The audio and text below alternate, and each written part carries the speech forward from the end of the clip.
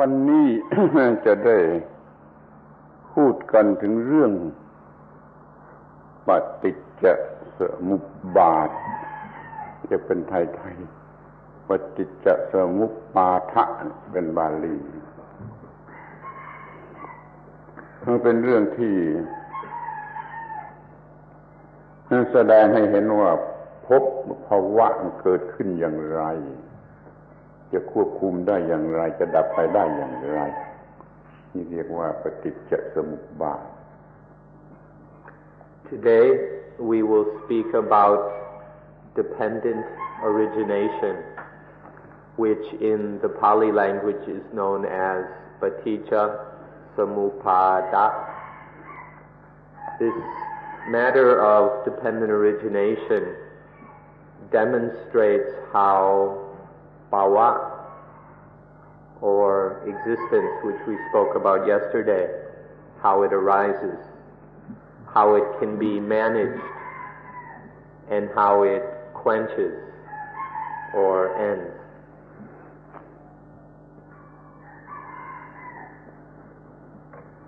แต่ควรจะทราบ ไปถึงว่าเรื่องนี้ มีความหมายกว้างถ้าจะเรียกมันก็เรียกว่าเป็น law หรือเป็น truth ของธรรมชาติถ้าใช้กับทุกสิ่งทุกอย่างไม่ยกเว้นอะไรมันก็เรียกว่าอิทัปปัจจยตาแต่ถ้าใช้เฉพาะสิ่งที่มีชีวิตเป็นแอนิเมตรู้จักสุขรู้จักทุกข์เป็นเช่นบีอิงอย่างนี้ก็เรียกว่าปฏิจจสมุปบาท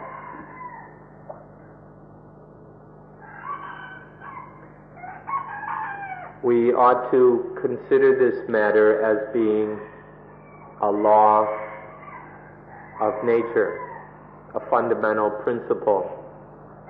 or the fundamental principle of nature. When speaking most broadly or universally, we speak of this law as ithapajayata, which means conditionality.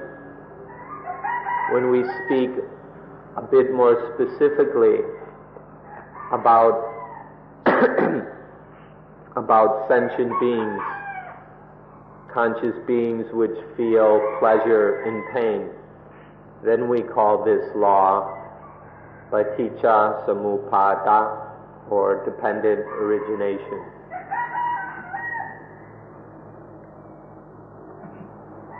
ถ้าเราใช้เต็มตามความหมายมันก็กลายเป็นใช้กับทุกอย่างเป็นคอสมิกลอเลยจะธรรมชาติกับที่เรื่องทุกข์เรื่องดับทุกข์นี่มันก็เป็นปฏิจจสมุปบาทใช้เฉพาะสิ่งที่มีความรู้สึกได้สิ่งที่มันมีความรู้สึกได้นี่เราเป็นมนุษย์เรารู้สึกได้เรารู้สึกสุขทุกข์ได้เราจึงสนใจในฐานะเป็นปฏิจจสมุปบาทเนี่ยมากกว่าที่จะเป็นอิทัปปัจจยตา We can look at this principle as being the cosmic law. However, what is most relevant to our own lives is to approach it as dependent origination. That this law, as it applies to creatures which feel, which experience pleasure and pain, happiness and dissatisfaction. This is what is most relevant to our own lives. มันเป็นเรื่องยากเรื่องยากเข้าใจได้ยากจนพระพุทธเจ้าเมื่อตรัสรู้แล้วใหม่ๆคิดว่าไม่ต้องสอนไม่ควรสอน ยากเกินไป สำหรับคนทั้งหลายแต่แล้วท่านมาคิดว่ามันมีบางคนที่อาจจะรู้ได้เข้าใจได้มันก็พยายามให้รู้ว่ามันคุ้มค่าไม่จะเป็นเรื่องยากแต่ถ้าทำให้เข้าใจได้มันคุ้มค่ามีประโยชน์ที่สุดดังนั้นท่านจึงได้สอนเรื่องนี้ท่านสอนเรื่องนี้ It's a very difficult and profound matter. So difficult that at first, after awakening to this law, the Buddha thought that it wasn't possible to teach it. But then he considered carefully and understood that there were some people, some beings who could understand this law. And so he decided to teach it to find the best way of teaching it. And in the end he decided it was worthwhile, that if taught properly, some people would understand, and this would make the effort worthwhile. พระพุทธเจ้าตรัสรู้ก็คือตรัสรู้เรื่องนี้แล้วมาสอนให้เขาสอนเรื่องนี้ดังนั้นพระองค์จึงตรัสว่าผู้ที่เห็นปฏิจจสมุปบาทนั่นคือผู้ที่เห็นฉันท์ผู้ใดเห็นปฏิจจสมุปบาทผู้นั้นเห็นฉันท์ This law of dependent origination is what the great awakening of the Buddha was about, the realization of this law. And the Buddha taught solely this law of dependent origination.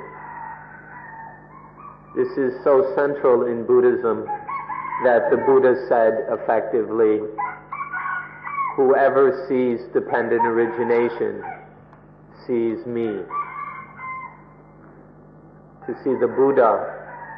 to truly see the Buddha means we must see dependent origination. ดังนั้นเป็นอันแสดงว่าพระพุทธเจ้า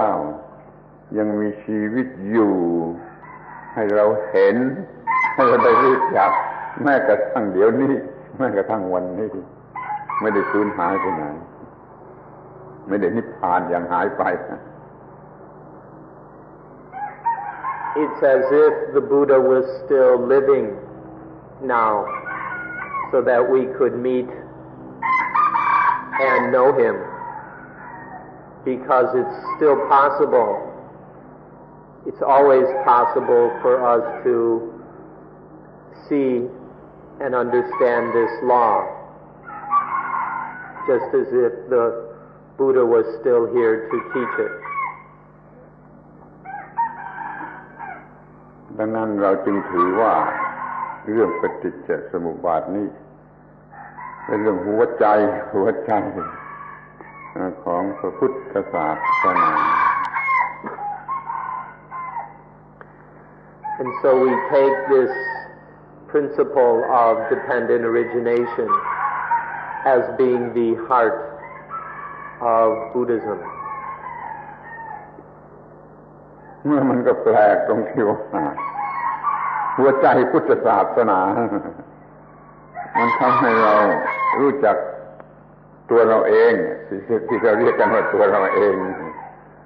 มีรู้จักชีวิตสิ่งที่เรียกว่าชีวิตของเราเองอย่างถูกต้องจนไม่มีปัญหา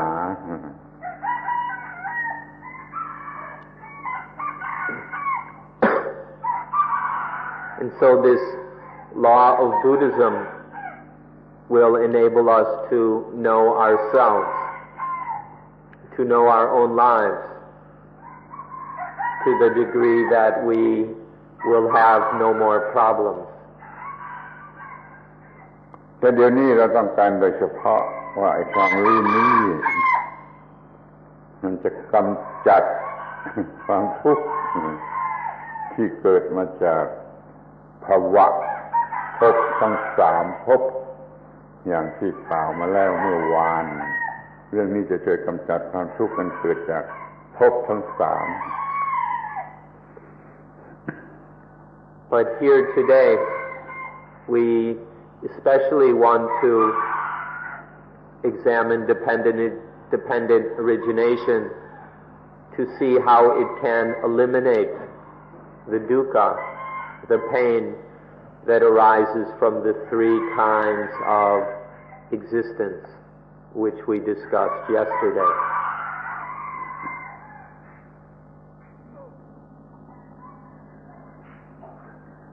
เราจะต้องมองดูให้เห็น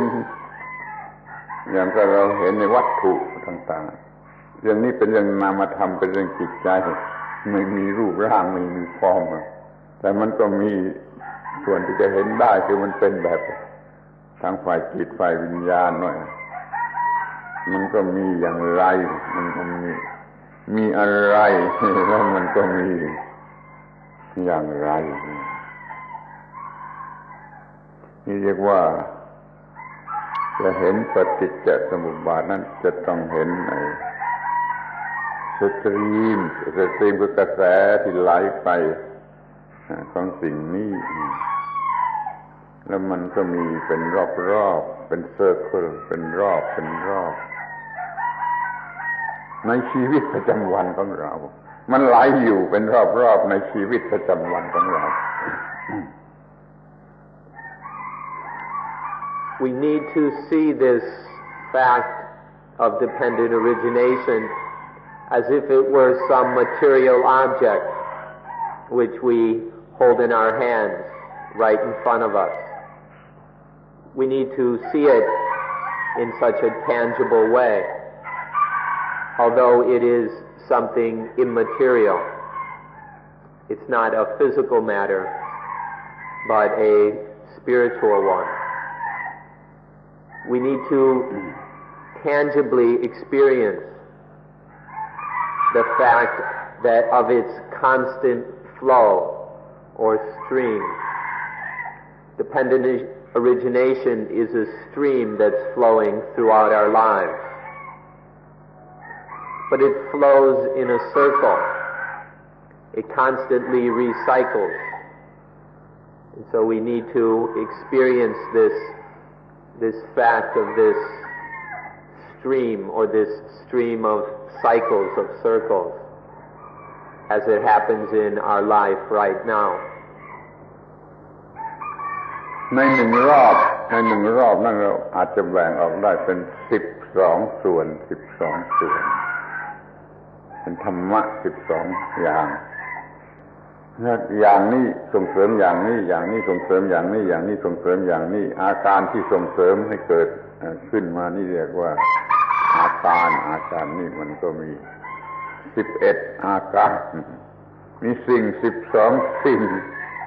ส่งเสริมให้เกิดกันขึ้นตามลำดับนี้12อาการ11อาการ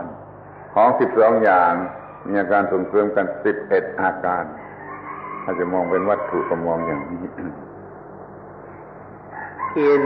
every cycle there are 12 things or 12 conditions, and each condition supports and promotes the next one. So the first promotes the second, and then those promote the next, which promotes the next, stage by stage, step by step. We need to see this flowing cycle in these 12 aspects, or these 12 conditions which arise, supported by the previous ones. And these 12 are linked or joined by 11 aspects of this promoting of the power of concocting. So there are the 12 objects or things, the 12 conditions, and then the 11 activities of conditioning which link them, one always promoting the next, and this flows on endlessly in cycles. ใน12 ส่วนนั้นมันมีส่วนที่เป็นภพหรือภาวะอยู่ด้วยใน11อาการนั้นมันมีอาการที่อุปาทานปรุงแต่งให้เกิดภพรวมอยู่ด้วย1อาการมันมีภพรวมอยู่ในนั้นมีอาการที่ปรุงแต่งเกิดภพก็รวมอยู่ในนั้นในวงแห่งปฏิจจสมุปบาท Among those 12 things or conditions, one of them is bhava, the different kinds of existence we discussed earlier. And in the 11 activities of promotion of conditioning, there is the activity of upadana, attachment, conditioning, concocting, bhava. So in every cycle of dependent origination, there is the condition of bhava and there is the concocting of it. สำหรับพวกเราที่กำลังศึกษาอยู่นี่กำลังศึกษาค้นคว้าอยู่นี่ มันจะมีลักษณะเหมือนกับฟิลโสฟีเป็นฟิลโสฟีแต่ถ้าสำหรับผู้ที่ถึงแล้วเห็นแล้วควบคุมได้แล้วคือเป็นพระอรหันต์แล้วเนี่ยมันก็เป็นมีลักษณะเป็นวิทยาศาสตร์โดยสมบูรณ์มันจะเป็นฟิลโสฟีแก่คนที่ยังไม่เข้าถึงไม่ประจักษ์แล้วมันจะกลายเป็นวิทยาศาสตร์แก่ผู้ที่เข้าถึงและประจักษ์แล้ว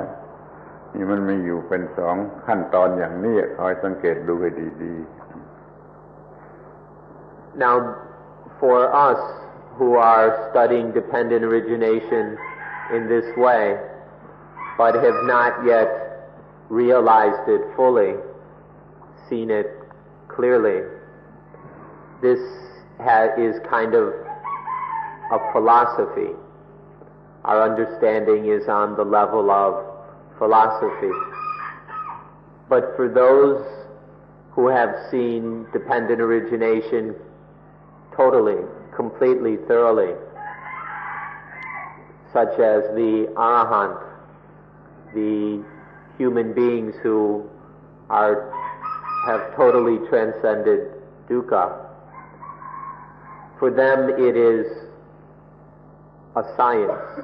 It is purely a science. So we can understand dependent origination on 2 levels. For us now it's more of a philosophy. But ultimately it is to be understood as a science. This is something to observe carefully. ที่นี่เราจะมาดูกันให้เห็นปฏิจจสมุปบาทนะในลักษณะที่เป็นสตรีมก็ตามเป็นเซอร์เคิลก็ตามที่มันมีอยู่ในชีวิตประจำวันของเราแต่ละวันละวัน So now we'll look at dependent origination, whether as being a stream or as being a circle, as it occurs in each day of our lives. เรามี ตาหูจมูกลิ้นกายใจอยู่ข้างในในตัวเรา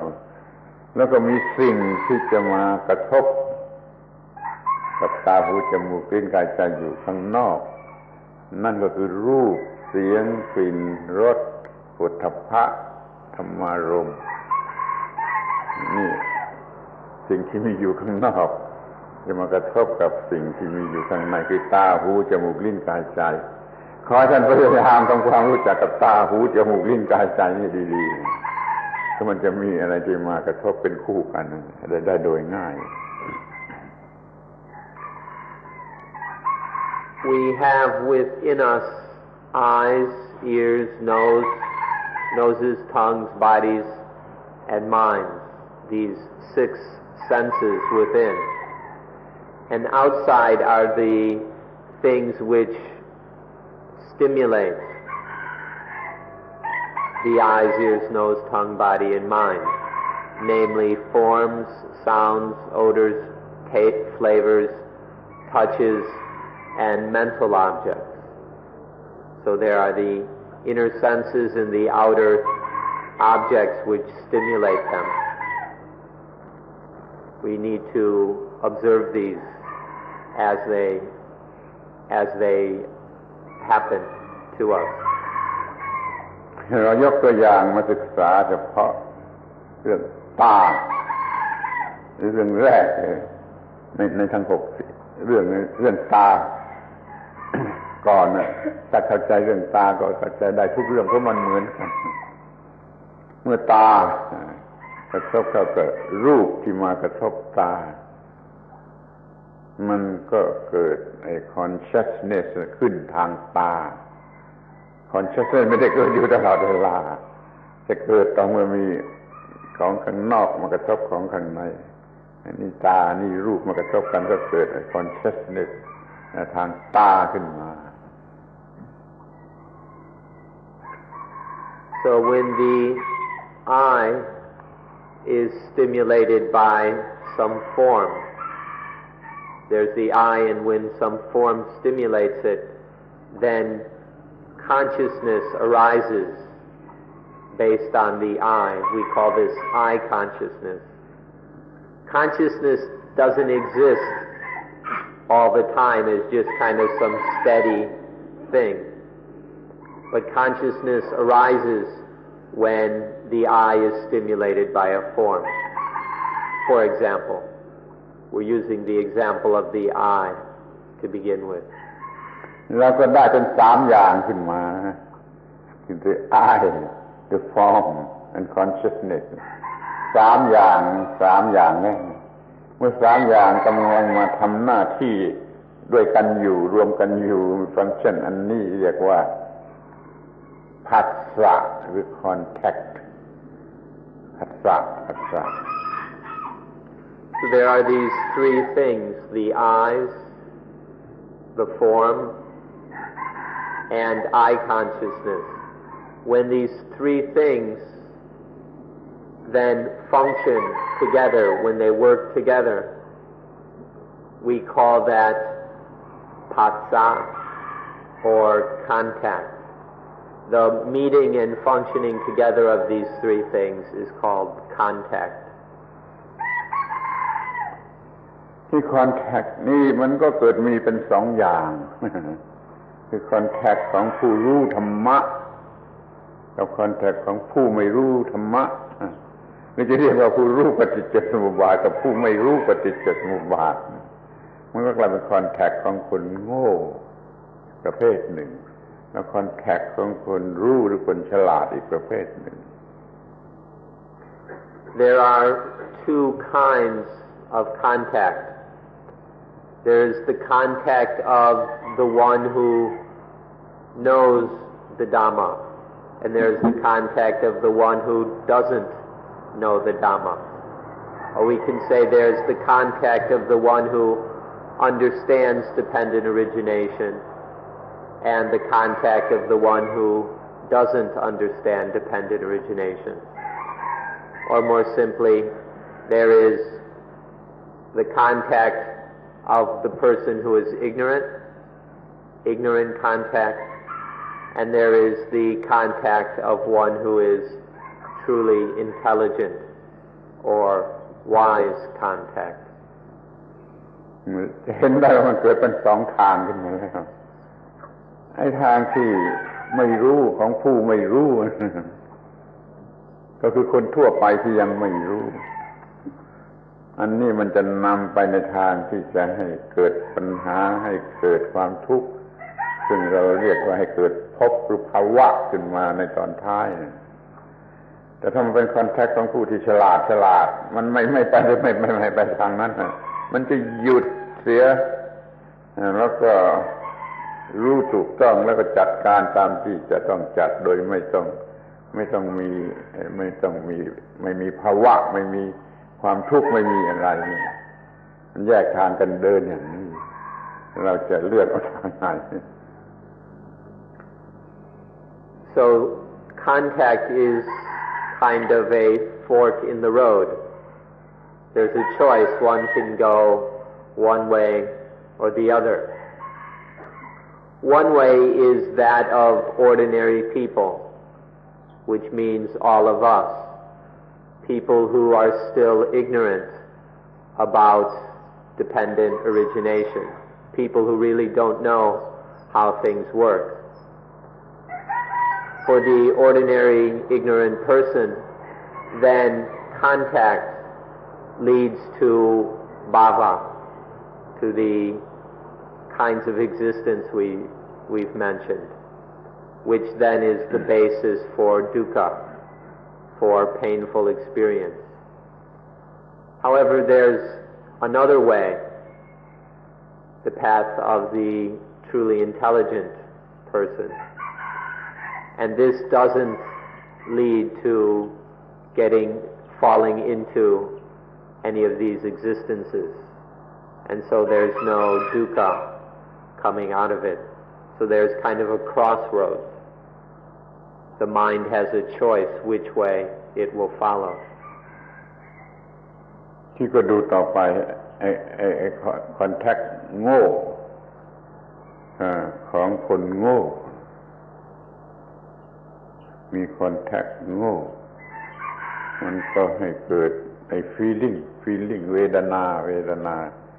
ที่โง่คือเวทนาที่จะหลอกให้เห็นเป็นบวกหรือเป็นลบ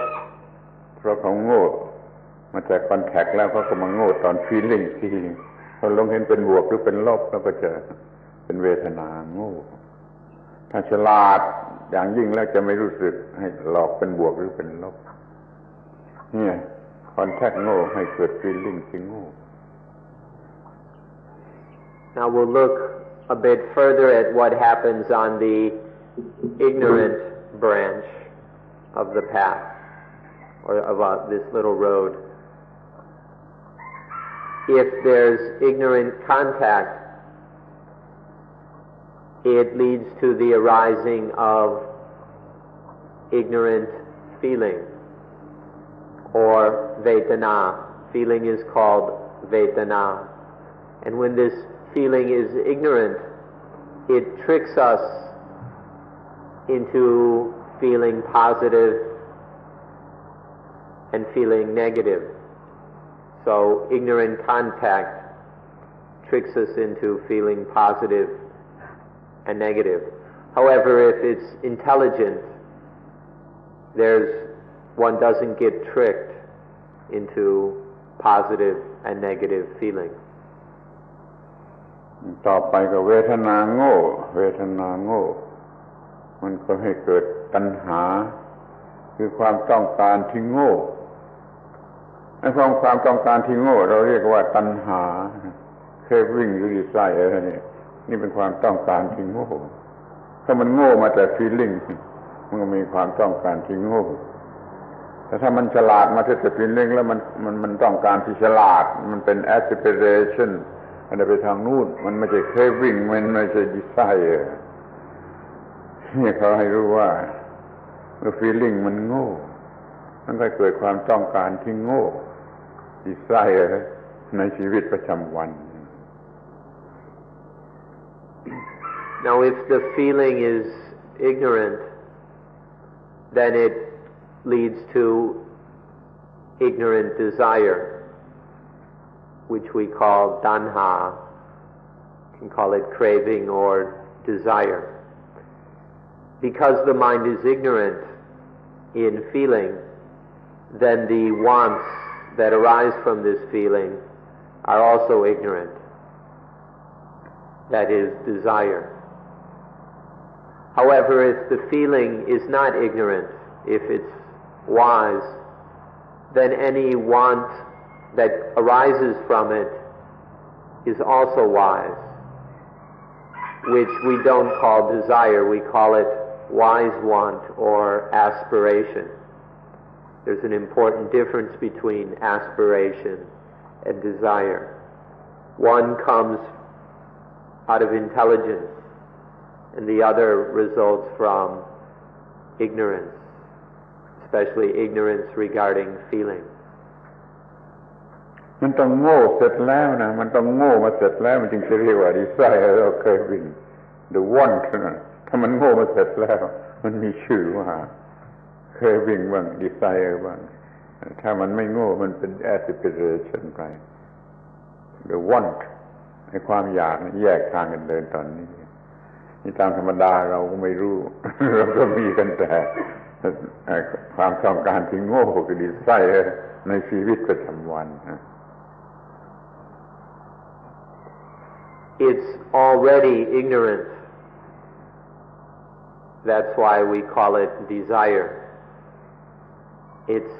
arises once it's arisen, it's ignorant, and this is called desire. There's no ignorance involved, then we call it aspiration. So there's desire, or we could say want, takes two paths also. If one takes the path of ignorance, we call it desire. If it follows the way of intelligence, we call it aspiration. However, because we're currently ignorant, because we don't understand things yet, our want is always ignorant. That is, for us, there is only desire.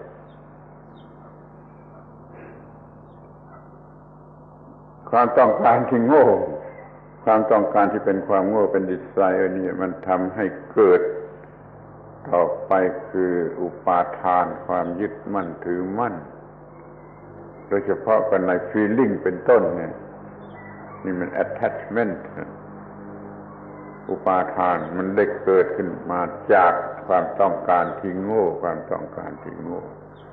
เราโง่ในสิ่งใดก็จะมี attachment ในสิ่งนั้นในความเป็นบวกก็ตามในความเป็นลบก็ตามมัน attachment ได้เท่ากัน Now when there is this ignorant desire, it leads further to attachment. The ignorance of desire leads to the further ignorance of attachment, which means grasping at the positive or grasping at the negative. And so in the ignorance there arises attachment or upadana,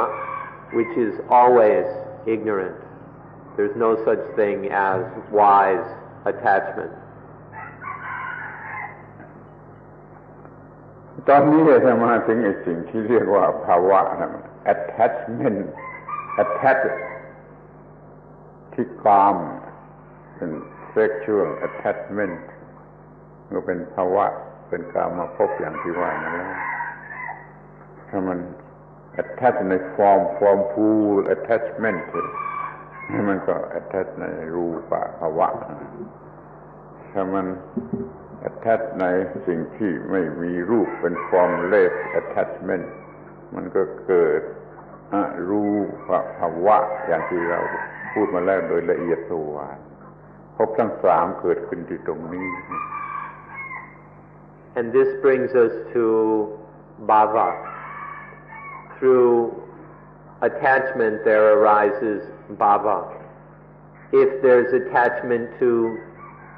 sex, this leads to sexual bhava or sexual existence. Kama bhava.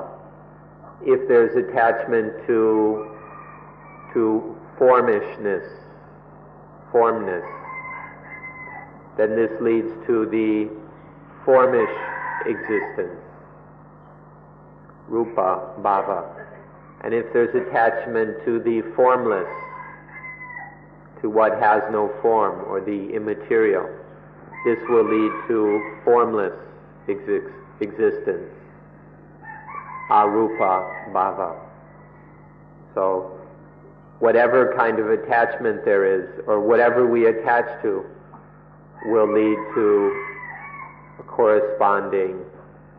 existence. And this existence is always ignorant. จะต้องย้ำตัวอย่างอีกครั้งหนึ่งที่พูดมาแล้วว่าบางเวลาแม่บ้านเขาไปยุ่งอยู่กับพาร์ทเนอร์สามีแล้วมันเป็นเรื่องธรรมะภาวะมีจิตใจเต็มไปด้วยความรู้สึกทางกายบางเวลาแม่บ้านก็ไปสนใจเรื่องลูกเรื่องทรัพย์สมบัติข้าวของเงินทองที่มันมีเป็นวัตถุไม่ใช่กามนี่เขากำลังอยู่กับรูปภาวะ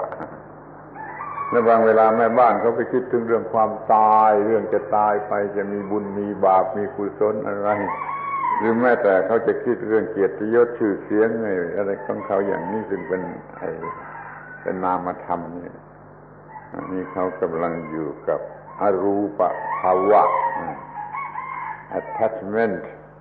ให้เกิด existence ในสามรูปแบบอย่างนี้ We'd like to remember our housewife from yesterday. When she's busy with her husband, there's this attachment to sexuality. This concocts or brings up the sexual existence. When she's involved with the kids or the house possessions, material things which are not sexual. It's a material thing, but there's not any sex involved. Then that attachment brings up the formish existence. And then sometimes when she's not involved with anything sexual or anything material, but with ideas of goodness or a good reputation or beauty and things like this, then this kind of attachment brings up formless existence. So, in whatever kind of involvement there is, this attachment brings up the corresponding kind of existence. ทีนี้เราก็ลองมองดูที่ว่าภาวะชนิดไหนที่จะไม่เป็นทุกข์ภาวะที่เกี่ยวกับกามมันก็มีปัญหาอย่างที่เรื่องกามทั้งหลายอย่างที่รู้กันอยู่ยุ่งยากลำบากหรือเป็นทุกข์หรือตายก็มีภาวะที่เกี่ยวกับวัตถุล้วนๆเกี่ยวกับลูกเกี่ยวกับสมบัติเงินทองแก้วแหวนเพชรพลอยมันก็มีปัญหาหนักอกหนักใจเกี่ยวกับวัตถุล้วนๆนี่มันไม่เป็นอรูปภาวะเรื่องอำนาจวาสนาเรื่องชื่อเสียงเรื่องบุญเรื่องบาปเรื่องกุศลต่างมันก็มีปัญหาลำบากยุ่งยากเกี่ยวกับเรื่องเหล่านั้นมันพบทั้งสามชนิดมันให้เกิดปัญหาอะไรให้เกิดความทุกข์เกิดความหนักburden of life พอกันทั้งนั้นเลยนั่นเป็นว่าไม่ต้องสงสัยพบทั้งหลายให้เกิดความทุกข์เป็นความหนักขึ้นมาแก่ชีวิตนั้นดูตรงนี้ให้มากให้เข้าใจตรงนี้แหละมันเป็นตัวปัญหาสำคัญของเราให้สนใจศึกษาเป็นพิเศษ So now let's look at which kind of existence doesn't bring suffering. Are any of which kind of existence is free of suffering? If we look at sexual existence, we all know all the effort, the nervousness, the waiting, the disappointment, the heartbreak, the worry, anxiety, all the effort and busyness that goes into or that is concerned with sexual existence. We all know from our own experience that sexual existence involves many difficulties and problems. As for formish existence, our possessions, our wealth, we have to work hard for these things. We have to struggle to protect them. We worry that the government is going to take too much taxes or there's thieves. We have to get insurance policies. And so these involve lots of effort, sweat, worry, and so on. And so they're caught up in many kinds of problems as well. And then formless existence, things like honor, power, faith, fortune, virtue, vice, sin, and these things. They also involve a lot of effort, concern, worry, take up our time, and they too create many problems. So you'll see that all kinds of existence are fraught with trouble. They all involve problems which are experienced by us as dukkha. ที่จะต้องดูให้ดีเป็นพิเศษก็ตรงนี้ที่ว่าพบภาวะถ้าเป็นภาวะแล้วต้องมีความทุกข์ไม่มีทางที่จะช่วยได้น่าจะเล็กที่สุดมีส่วนเล็กปาร์ติเคิลเล็กที่สุดนิดที่สุดมันก็ยังต้องมีความทุกข์พระเจ้าท่านเปรียบข้อนี้ไว้ว่าเหมือนกับอุจจาระมันเหม็นแม้มันจะมีน้อยที่สุดจนไม่รู้ว่าอยู่ที่ไหนมองไม่เห็นมันก็ยังเหม็นนี่จึงขึ้นชื่อว่าภาวะแล้วจะต้องมีความทุกข์เหมือนอุจจาระแม้จะนิดหนึ่งจนมองไม่เห็นมันก็ยังต้องเหม็นอย่างนี้เป็นต้นขอให้เข้าใจข้อนี้ให้เข้าใจภาวะนี่ดีๆไม่ว่ามันเป็นทุกชนิด Something we need to understand about bhava is that even if wherever there is bhava, there will be dukkha. Even if there's just a little existence, there will be some dukkha. So even the itsy-bitsiest little bit of existence will have some dukkha involved. The Buddha compared it with excrement. Even a small bit of excrement or feces will stink. Even if it's so small you can't see where it is, maybe somewhere on your hand or something, you can't see it, but still it stinks. Buddha used this to point out that even a tiny bit of bhava brings dukkha. นี่เป็นเรื่องของคนธรรมดาทั่วไปที่จะดูถึงเรื่อง ของคนที่ดีกว่าธรรมดาดูดีกว่าธรรมดาเป็นโนเบิลดีขึ้นไปกว่าธรรมดา เพราะว่าคนนี้เป็นนักบวชเป็นเฮอร์มิตเป็นฤาษีเป็นอะไรก็ตามเป็นผู้ปฏิบัติทางจิตใจแล้วเขาก็ปฏิบัติสมาธิโดยเอาสิ่งที่เป็นรูปธรรมมีฟอร์มนี่เป็นอารมณ์ของสมาธิเขาได้สมาธินี้แล้วเขาก็มีความสุขแบบที่ว่าเป็นสมาธิที่เกิดมาจากสิ่งที่มีรูป เขาก็ยินดีมีความสุขยินดีมีความสุขอย่างนี้ก็เรียกว่าเขาอยู่ในรูปภาวะชั้นสูงมีภาวะที่มีรูปชั้นสูงที่ว่าอีกคนหนึ่งเขาเอาอารูปสิ่งที่ไม่มีรูปมาเป็นอารมณ์ของสมาธิเขาก็ประสบความสำเร็จเขาก็ได้รับความสุขที่สูงไปกว่านั้นอีกสูงไปกว่านั้นอีกแต่ยังคงเป็นอรูปภาวะแม้ว่ารูปภาวะอรูปภาวะของผู้บำเพ็ญสมาธิชั้นสูงอย่างนี้ไอ้ภาวะอย่างนี้ก็ยังเป็นทุกข์เมื่อเขายึดมั่นถือมั่น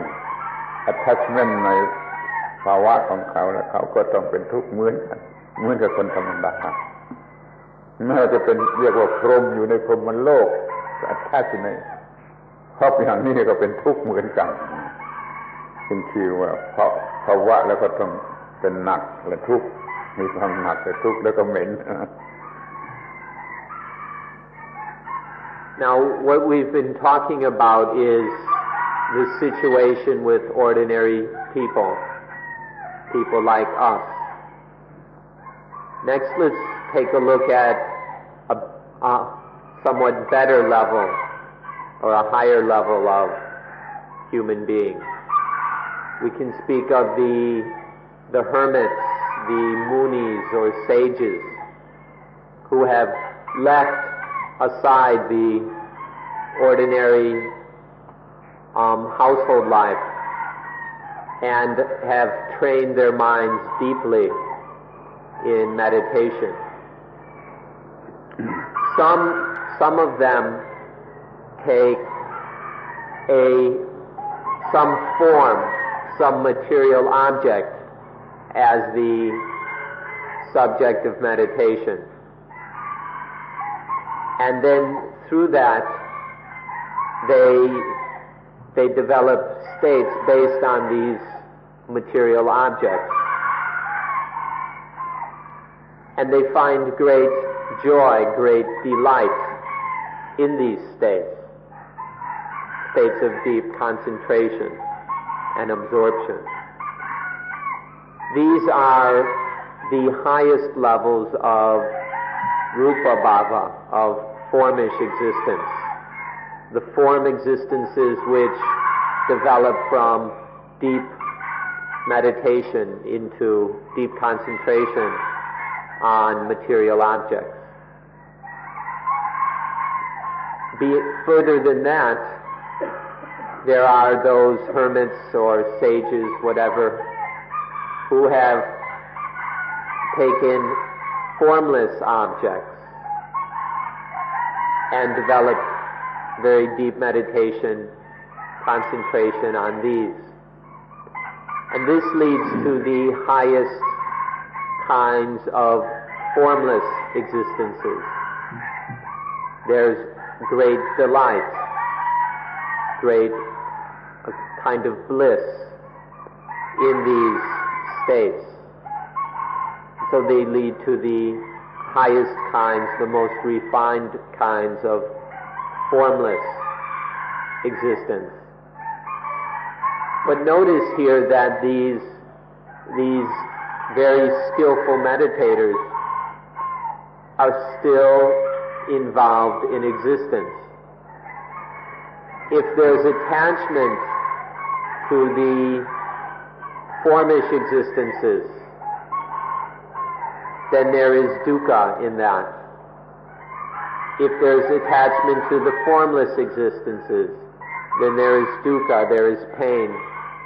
in those. Even if they're the highest kinds of formless existences, those of the Brahma gods, you might compare them to being in Olympia, on the top of Mount Olympus. Even those highest formless realms are still dukkha, if there is any attachment. เพื่อเข้าใจง่ายเรามาพูดกันในลักษณะที่เรียกว่าสวรรค์ heaven สวรรค์กันดีกว่าเราจะพูดว่าแม้ในโลกนี้ก็มีสวรรค์แล้วในโลกอื่นที่ไหนก็ไม่รู้ก็มีสวรรค์ที่โลกนี้กันก่อนเมื่อเรามีการมารมณ์สมบูรณ์อย่างยิ่งนี่ก็เป็นสวรรค์ที่เป็นในกามภวะแล้วเราก็มีความสุขเกี่ยวกับวัตถุสิ่งของต่างๆครบถ้วนบริบูรณ์อย่างยิ่งก็เป็นสวรรค์เรื่องรูปภวะเรามีชื่อเสียงมีอำนาจวาสนามีอะไรที่เป็นในนามธรรมนี่เราก็มีอรูปภวะก็เป็นสวรรค์เหมือนกันเนี่ยสวรรค์ที่จะเอาเห็นกันง่ายๆที่นี่จะถ้าเราจะพูดตามไอ้ธรรมเนียมตามคัมภีร์ออร์โธดอกซ์คริสต์นั่นก็มี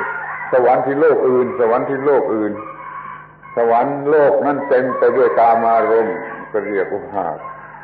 กามภวะแล้วสวรรค์อีกอันหนึ่งเต็มไปด้วยความสุขที่เกิดจากรูปธรรมรูปสมาธิก็เป็นสวรรค์ให้รูปภวะ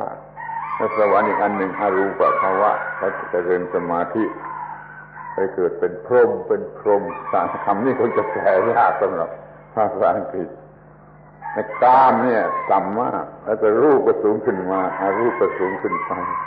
แม้สวรรค์ที่อื่นสวรรค์โลกอื่นที่อื่นนั้นก็ยังเป็นทุกข์สวรรค์ที่นี่ก็มีความทุกข์สวรรค์ที่โลกอื่นที่เรายังมองไม่เห็นที่ได้เพียงจะได้ยินได้ฟังก็เป็นทุกข์นี่เรียกว่าแม้แต่สวรรค์ก็เป็นทุกข์พระอรหันต์ต้องเลิศต้องพ้นต้องเหนือสวรรค์ต้องเหนือสวรรค์เหนือกามภพรูปภพอรูปภพจึงจะเป็นพระอรหันต์สูงสุดเป็นบุคคลสูงสุดสรุปความว่ามันต้องเหนือสวรรค์ทุกความหมายเหนือสวรรค์ในทุกความหมายจึงจะเป็นผู้ที่หลุดพ้นออกมาได้เหนือสวรรค์ทุกความหมาย Let's speak in terms of heaven or paradise. There can be heaven here in this life, in this very world. When there is joy and delight in sexuality, then one is in a sexual heaven, right here in this world, right in this very lifetime. One is in one of the sexual, sensual paradises. Or if we speak more traditionally, if we take the conservative view, then there's some sexual heaven somewhere, some other world, someplace, we don't know exactly where, but there's some sexual paradise somewhere. Both of these are dukkha. If you examine them, the sexual heaven right here, or the sexual heaven in some other world, some other place, both of them are painful. If we go a little further back in this world, there is the heaven of wealth, of possessions, the paradise of material things. And this too is dukkha. Even the highest kinds of formish heavens and paradises, those that come from meditating on material objects, these too are dukkha. Or even if we speak of the formish paradises, who knows where, that the conservative approach is interested in, those too are dukkha. Beyond the formish heavens, there are the formless heavens. In this world of honor, fame, delighting in praise, flattery and so forth. Or the highest kind of deep concentration on formless meditation objects. These too are dukkha. Even in those other worlds of the orthodox, even to be a Brahma god,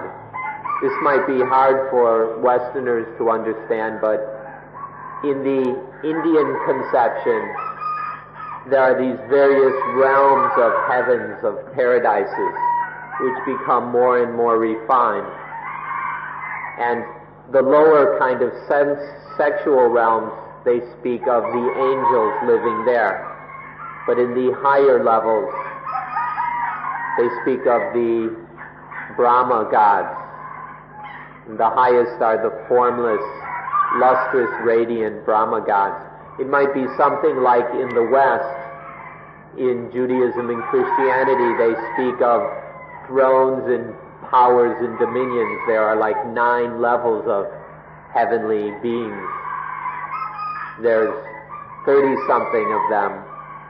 in the traditional Indian conception.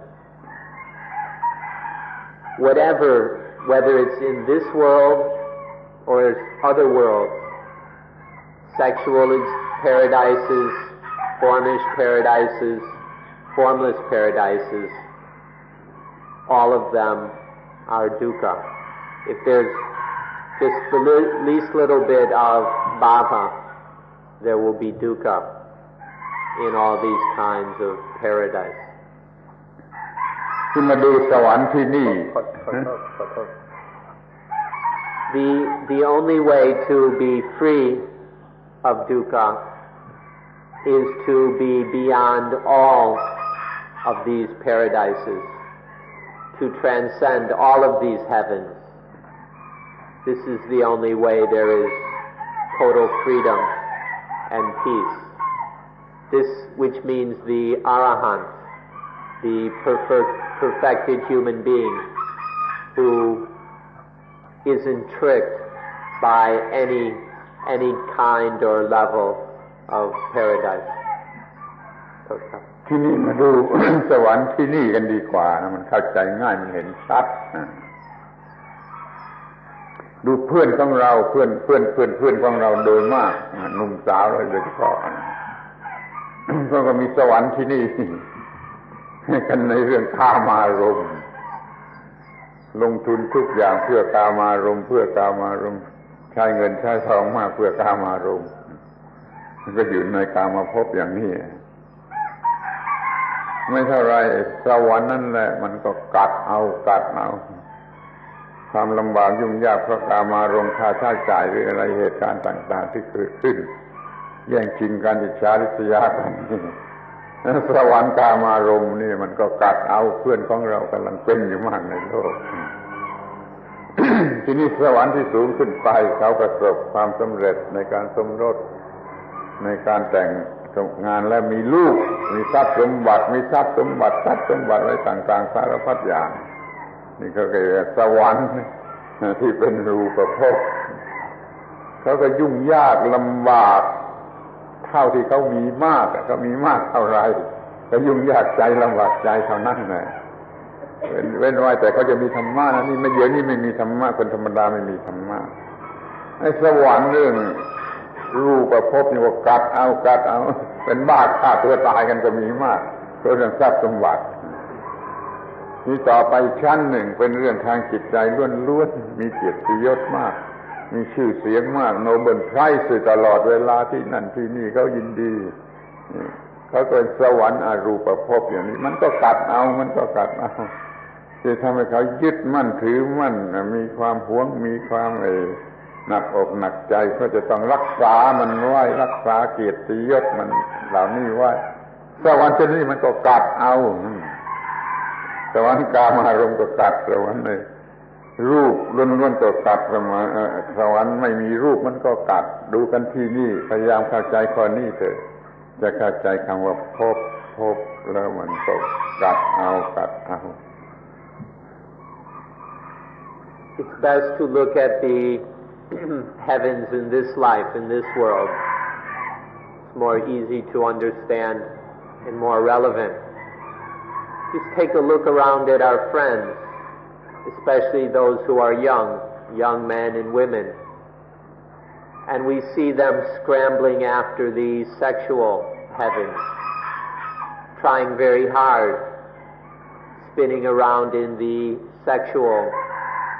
paradises. And as soon as one gets one of these sexual heavens, before long it bites. It's not very long that the sexual existence bites, because there's jealousy, there's envy, there's competition, there's anxiety that one's lover will leave one, or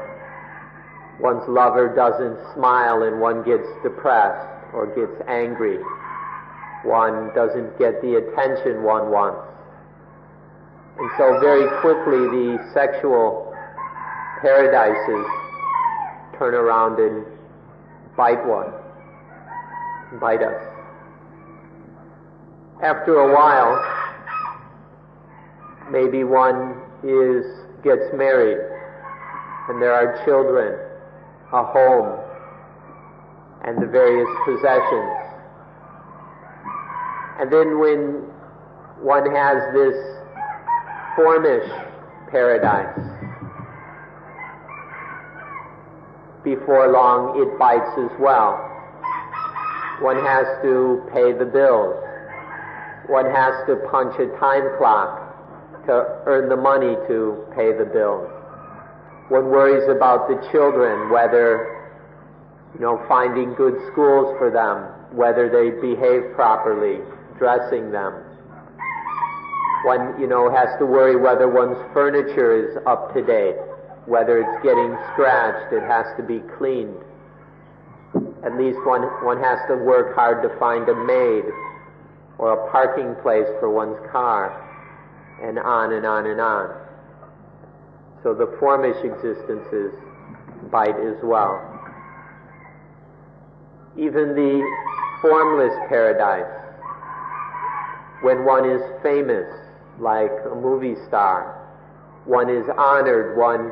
gets the Nobel Prize. And then there's tremendous pressure to live up to expectations,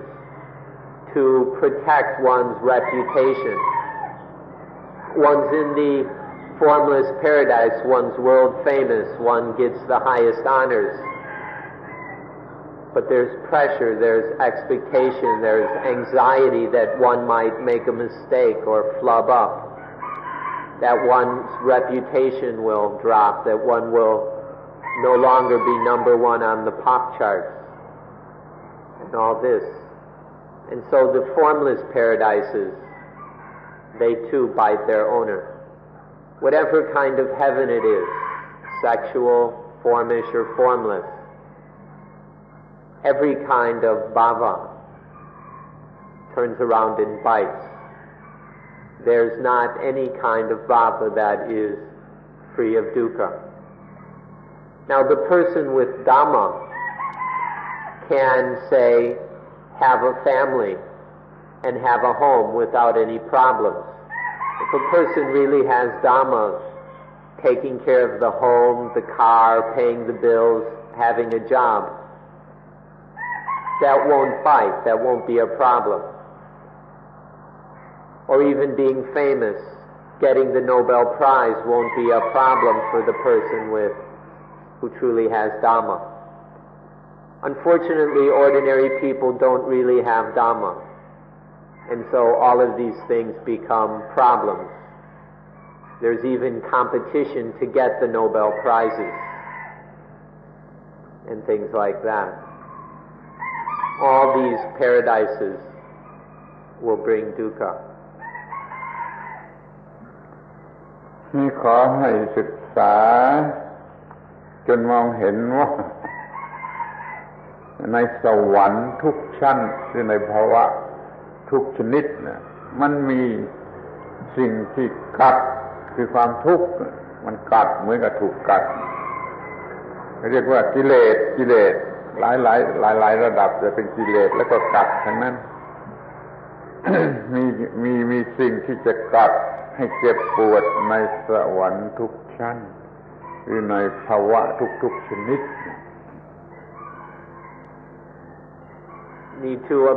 We must observe and see that in all the heavens, in every heavens there are things that will bite.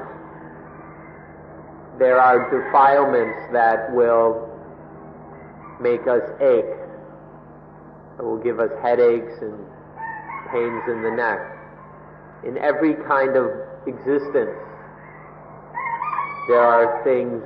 there's anger, there's envy, there's competition, confusion,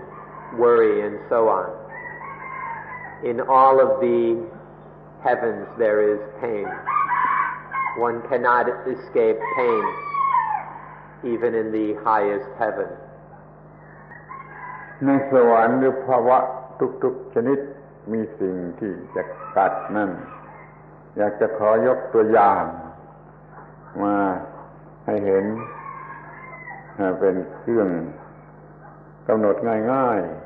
ๆสัก10 อย่าง10เท่าก็พอขอตั้งใจฟังให้ดี In every heaven, in every kind of existence, there are things that bite us, things that make us suffer. We'd like to mention a few clear, simple examples of these, which you can see quite easily. We'll mention around 10 of them. ในสวรรค์หรือในภพภาวะทุกชนิดทุกอย่างมันมีความรัก ปัญหาเกี่ยวกับความรักท่านทั้งหลายเข้าใจกันดีอยู่แล้วเพราะเคยรักมาแล้วมีความรักที่จะกัดตามแบบของความรักนี่เรียกว่าความรักเราพูดกันทีละข้อความรักก่อน In all the different forms and kinds of heaven, in all the different levels of existence, there is love. There's some kind of love in every one of the existences. You all know what love is. You all know how love bites, how heavy love can be. So this is the first example.We'll mention them one by one. ถัดมาก็เป็นเรื่องของความโกรธ ถ้ามันมาในทางโพสิทีฟมันก็รักมาในทางเนกาทีฟมันก็โกรธเรียกว่าความโกรธมันก็กัดเอาเพราะว่าท่านก็เคยโกรธมาแล้วความโกรธมันกัดอย่างไรความโกรธมันกัดข้อที่สอง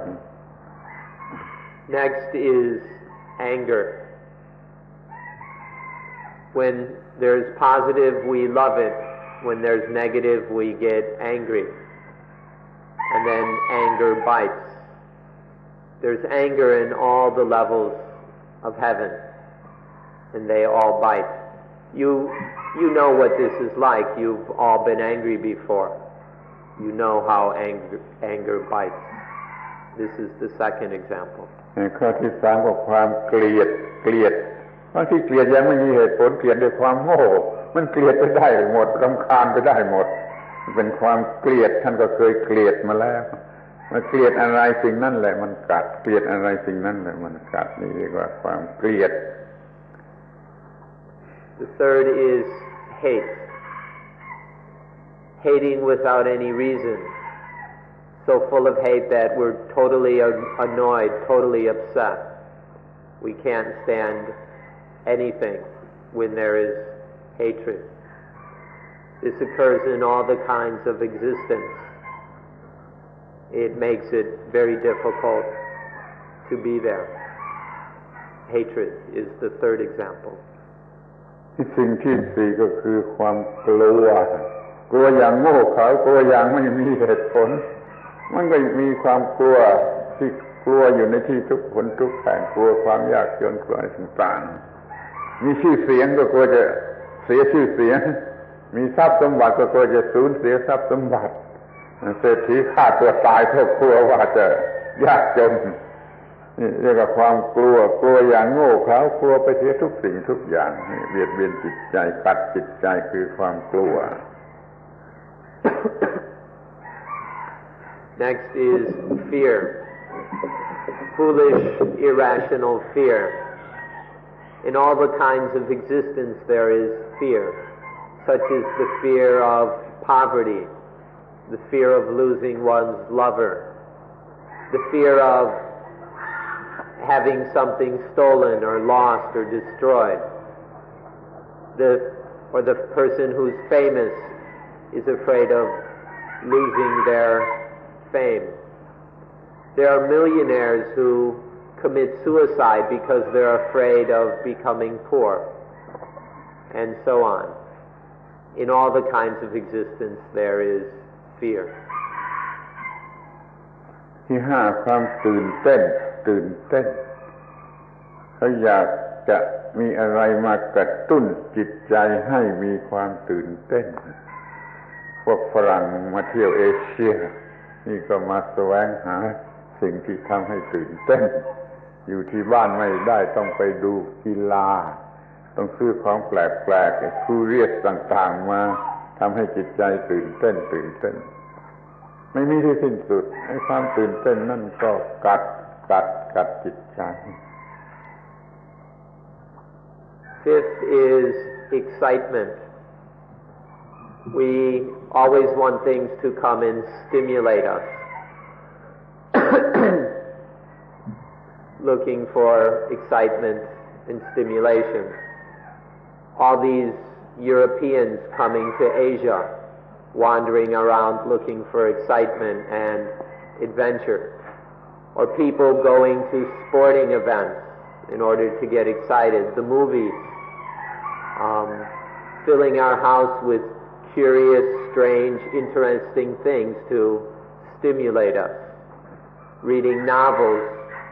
to stimulate us. This is the fifth example, that of excitement. ทีนี้อันที่หกความหวังในอนาคตเป็นความหวังของความโง่เขลาเป็นตัณหาของความอยากที่โง่เขลามันก็หวังในอนาคตอย่างที่เรียกว่าสร้างวิมานในอากาศหวังจะสร้างวิมานในอากาศกันอยู่ด้วยกันทุกคนมีความหวังในอนาคตกัดหัวใจ The next example is hope for the future. People dreaming about the future, pinning their hopes on something in the future. What is called building castles in the sky. Everyone is building castles in the sky, dreaming of some wonderful cake that they're going to eat or whatever. This is the sixth example. ที่อันที่เจ็ดอาลัยอาวรณ์ในอดีตที่ล่วงมาแล้วโดยเฉพาะอย่างยิ่งในกรณีที่เป็นความรักอาลัยอาวรณ์ในอดีตตัดไม่ได้ตัดความอาลัยในอดีตไม่ได้นี่ก็กัดหัวใจ Next, seventh is longing after the past, missing a sense of missing something and longing for it, especially things that we have loved in the past. We usually can't help it. If we've loved something, we long for it. ต่อมาก็ความริษยาอย่างไม่มีเหตุผลเห็นเขาสวยกว่าก็ริษยาเห็นเขามีเงินมากกว่าก็ริษยาอย่างไม่มีเหตุผลนี่ก็กัดหัวใจคนนั้นมากที่สุดผู้ถูกริษยายังไม่รู้มันก็กัดหัวใจคนที่ริษยานี่ความริษยานี่กัดหัวใจ Next is envy. Envy stabs and pierces us while the person we're envious of doesn't know a thing. One is feeling the envy is burning us up, and the other person isn't bothered in the least. We see something that somebody else has, or think that somebody else is better, more talented, and we get envious. It doesn't hurt them in the least, but it really burns us up. Envy. นี่ความหวงความไม่ให้ความหวงเอาไว้หวงมากก็ไม่ให้ในกรณีทั่วไปนี่ก็เรียกว่าความหวงไม่มีแก่ใจไม่มีจิตใจที่กว้างขวางมีจิตใจแคบกลัวจะถูกขอนี่ก็เรียกว่าความหวงก็กัดเหมือนกัน The next is jealousy, kind of possessiveness, having something and being jealous of it, not wanting to share it, being miserly, afraid that people will, ask for some of what we've got. A beggar might ask us for some money, or a friend might ask to share some food, or whatever. In general, we call this jealousy or possessiveness. อันสุดท้ายเป็นความหวงทางเพศ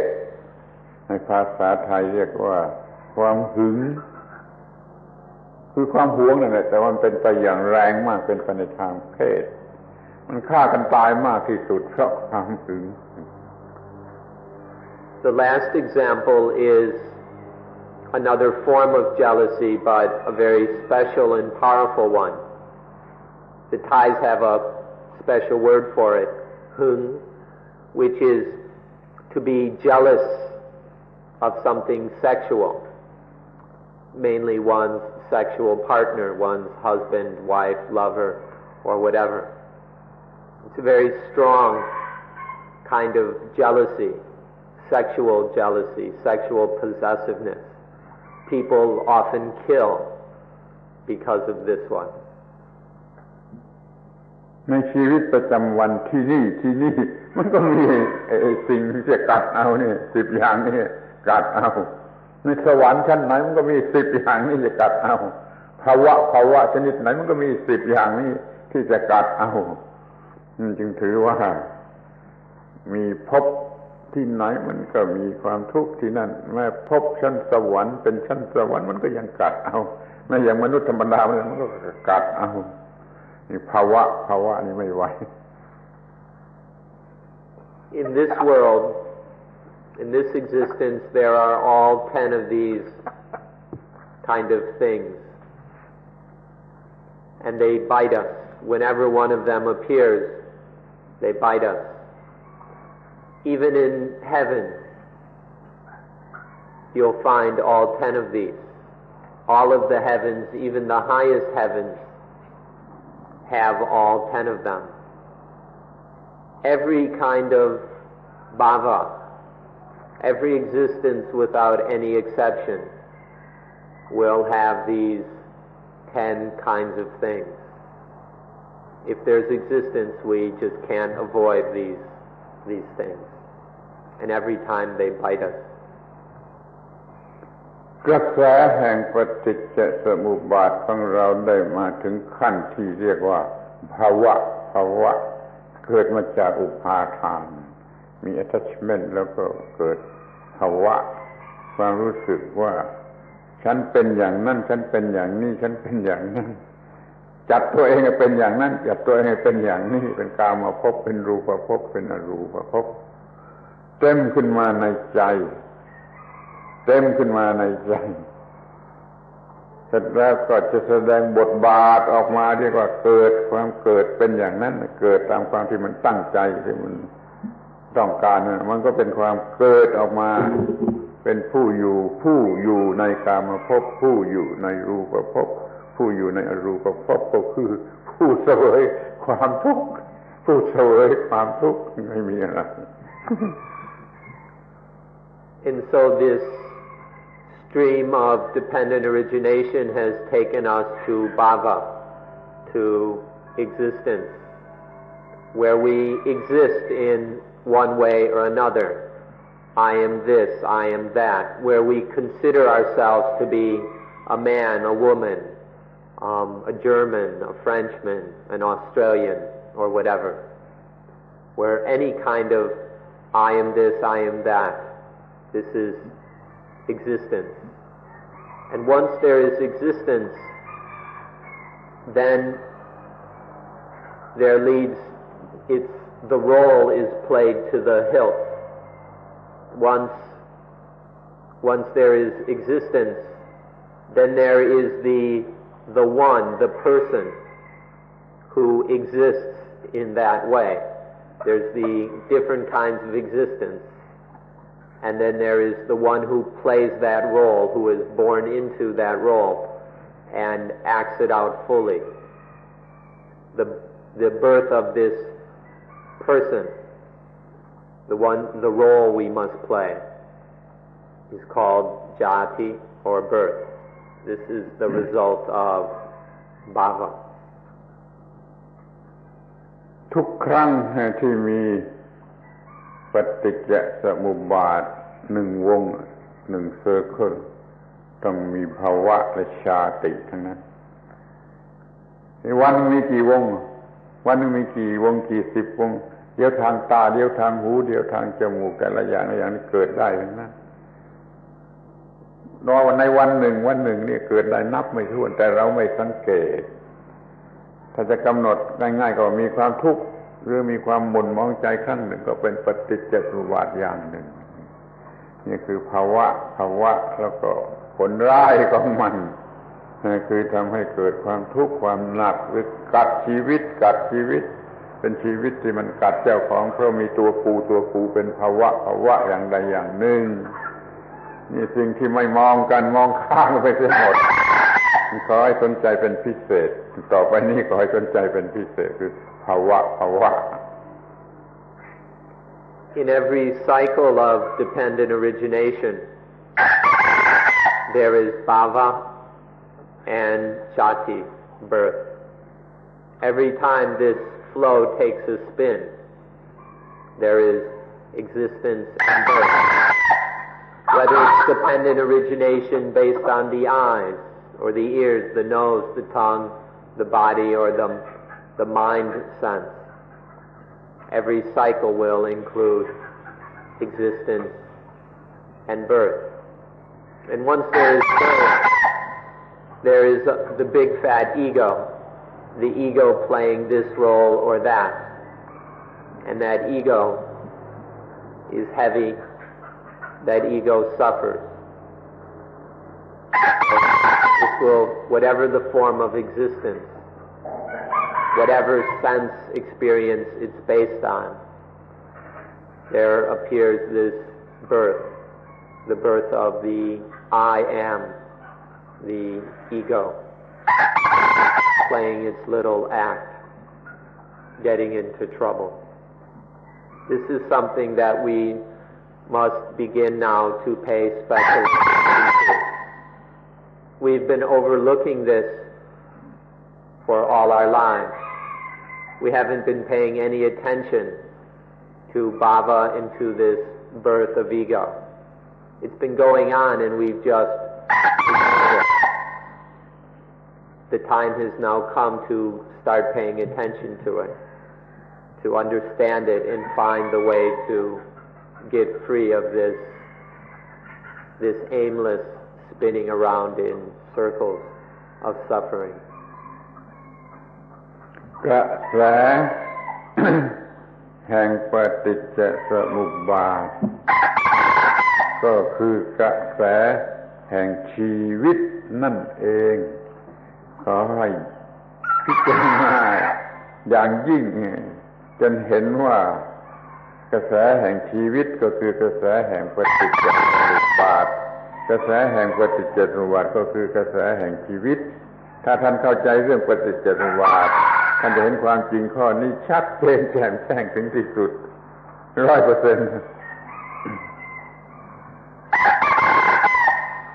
The stream of dependent origination is the stream of life. The stream of life is nothing other than the stream of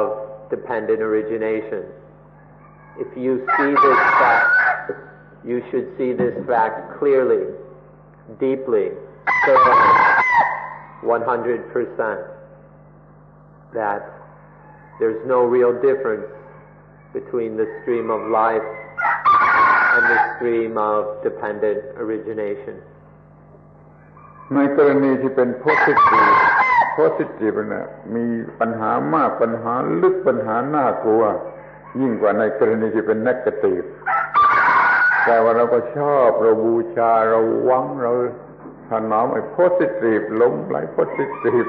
ให้พรอย่างเป็น positive ไปเรื่อยๆไปยิ่ง positive เท่าไหร่ไอ้กระแสปฏิจจสมุปบาทจะยิ่งลึกหรือเลวร้ายหรือกัดมากเท่านั้นอย่าหลง positive อย่าหลง negative เพราะมันเกิดปฏิจจสมุปบาทได้โดยเท่ากัน Positive things, the positive draws us into these cycles of dependent origination much more easily and powerfully than the negative.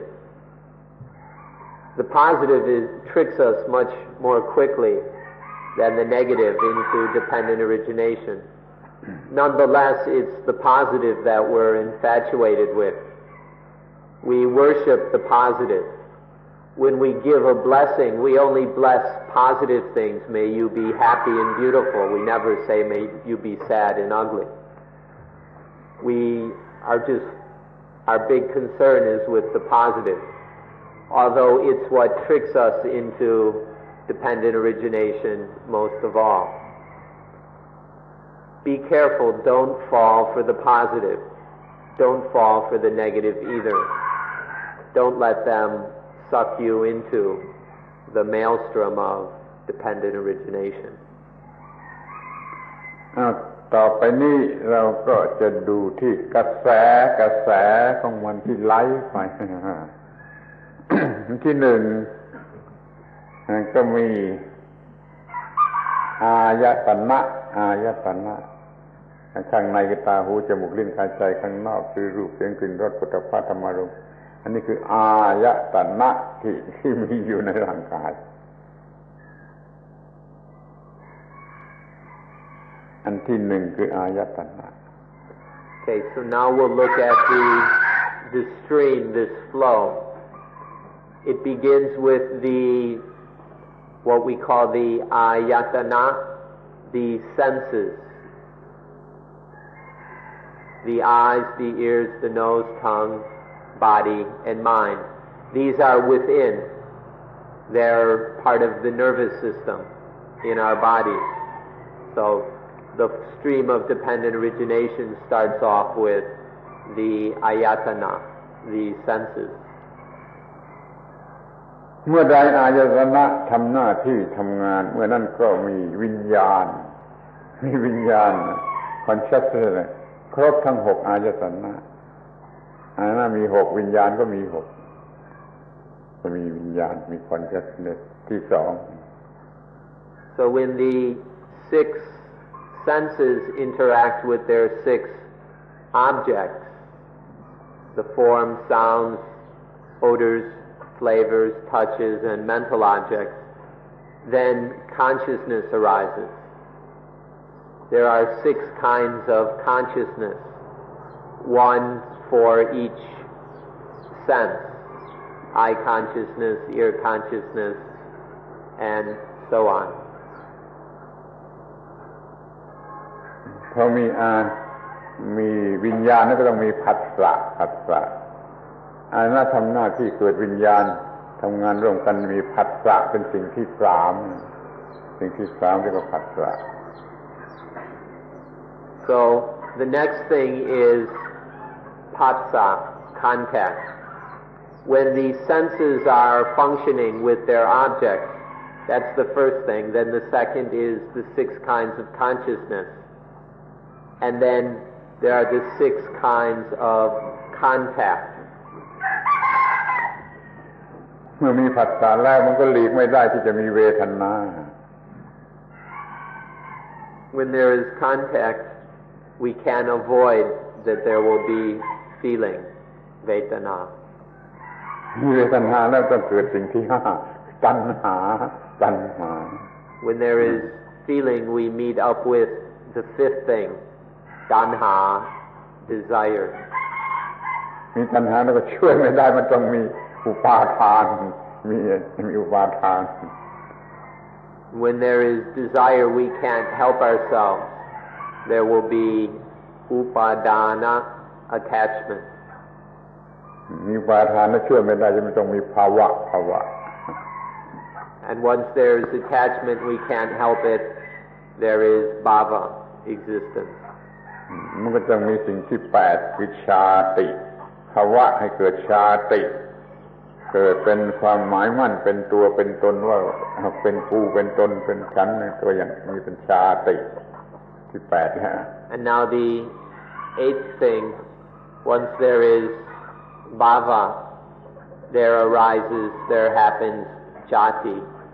the birth of the role player, of the personality, the ego. มันก็ต้องมีความทุกข์ช่วยไม่ได้มีชาติชนิดไหนก็ต้องมีความทุกข์ตามแบบของชาตินั้น And last of all, once there is birth, ego birth, there's nothing to be done about it. There will be suffering. It's inevitable that once there is ego, there will be suffering. เกิดจากท้องแม่เกิดจากท้องมารดายังไม่มีปัญหาจนกว่าเราจะมีการเกิดทางวิญญาณเกิดจากอุปาทานความโง่นี่จึงจะมีปัญหานั่นคำว่าความเกิดที่มีปัญหานั่นคือเกิดทางวิญญาณ Physical birth out of our mother's wombs is no problem. We have no difficulties with being born physically. The problems don't start until there is spiritual birth. The birth that happens because of ignorance, that happens through attachment. When there is the spiritual birth, when the me is born, this is where the problems begin. ขอให้ดูกันอีกทีว่ามันมีอายตนะแล้วมันจะให้เกิดวิญญาณมีวิญญาณแล้วมันให้เกิดผัสสะถ้าเกิดเวทนาแล้วเกิดตัณหาแล้วก็เกิดอุปาทานแล้วเกิดภพแล้วเกิดชาติแล้วเกิดทุกข์นี่เก้าสิ่งนี่ก็มี9อย่างหรือ9สิ่งนี่ชั้นแรกที่เราจะเห็นได้ง่ายๆในใครๆก็พอจะมองเห็นได้ So let's 9สิ่งก่อน9อย่างก่อน9อย่าง So let's run through these again. There are these senses, which includes their objects. Then there's sense consciousness, vijnana. Then the 6 kinds of contact. Once there's contact, there will be feeling. And we can't help it that there will be desire arising toward the feeling. And then the feeling, and then because of desire there is attachment. Through attachment there is then existence arises. And then there's birth, and then dukkha. So altogether there are 9 things. The ayatana, the senses, consciousness, feeling, desire, attachment. Wait. I missed contact. Then attachment is 6. Existence, birth, and dukkha is 9. So there are these 9 conditions. This is a simple, direct, immediate explanation of dependent origination in terms of these 9 conditions, these 9 factors. This is something that everyone here has the intelligence to understand because it can be clearly, directly observed in your own experience, even right now. Everyone here, once you understand the meaning of these 9 terms, will be able to see what is meant. So we begin by understanding this version or this explanation of dependent origination. แต่ในทางธรรมะเนี่ยเรานับเอาชาติเบิร์ธรวมกับทุกขะชาติกับทุกขะมารวมเป็นสิ่งเดียวเป็นเสียแทนที่จะเป็น9มันก็เหลือ8ถ้ามันถ้ามีชาติต้องมีทุกข์ถ้ามีทุกข์ก็เป็นชาติมันนับเป็นสิ่งเดียวเป็นเสียมันก็เหลือ8แยกออกไปเป็น9แต่ถ้านับไปดีนับอย่างธรรมะแต่ถ้ามันเหลือ8เอาชาติกับทุกขะรวมเป็นเสียเป็นสิ่งเดียวเพราะชาติก็คือตัวความทุกข์นั่นเอง However, in the Dhamma way of speaking, we include dukkha in birth. The two are inseparable. As soon as ego is born, there is dukkha. You can't just separate the two. Birth is painful. Birth is dukkha. But we mean the spiritual birth, not physical birth. So that leaves 8 things. In the Dhamma way of speaking, there are 8. Because as soon as there's birth, there's going to be trouble. It's the way things are. ทีนี้เราได้พูดกันข้างต้นแล้วว่ามันมี12เดี๋ยวนี้นับได้เพียง8เท่านั้นจะ12ขึ้นมาได้อย่างไร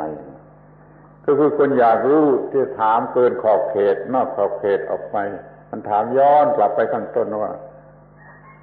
อายตนะมาจากอะไรก็ตอบว่าอายตนะมาจากนามรูป mind body นามรูปมาจากอะไรมาจากวิญญาณธาตุที่เขาเอามาปรุงเป็นวิญญาณสำหรับประจำอายตนะเรียกว่าวิญญาณวิญญาณมาจากอะไรมาจากสังขารอำนาจการปรุงแต่งของธรรมชาติ